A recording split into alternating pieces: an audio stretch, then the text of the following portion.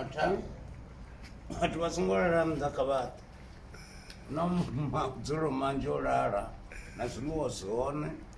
fhedzi tou ḽa vha fura vha dovha vha eḓela zwavhuḓi fhethu hone hu a dzeliwa tou nakisiwa nga maanḓa na miri i hone hanefha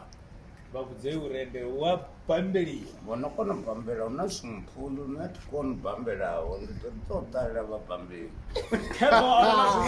ndi hanefhaḽa Elim Glamour Hotel ya Vhorine hodele ya vhunzhilinzhili ndi hanefhaḽa ona na zwiṅwe uri vhamukala ri daleleni ri hanefha kha main road White House Elim hanefha vha vhamukala rumu dza Vhorine only 650 na wana rumu iri na breakfast i ri na mahinya vha vhamukala zwino ri hanefha vha vhamukala idani dzi phulukhedzi tshiṅwe na tshiṅwe tshi hone ho fhelela vha vhamukala Elim Glamour Hotel ri kaidza lunyadzo kha vhala vhono nyadza zwithu zwa vhathu vha vhamukala ndi hanefhaḽa ḓa ndo vhona rumu dza Vhorine vha vhamukala rumu dza mai rumu dza vhunzhilinzhili dzine no awela hone ni hangoṱhe mathada only 650 vha vhamukala. It's a TWT for you baby, if you can't beat us you know what to do, join us. Mara vhathu avapfi manini vho to nyadza zwithu zwa vhathu a nthu vhona vhathu vhanga hafha ndi kha bar hafha noni vho khou wanala zwo unwa zwi xalaxala vho to nyadza zwithu zwa vhathu Tommy.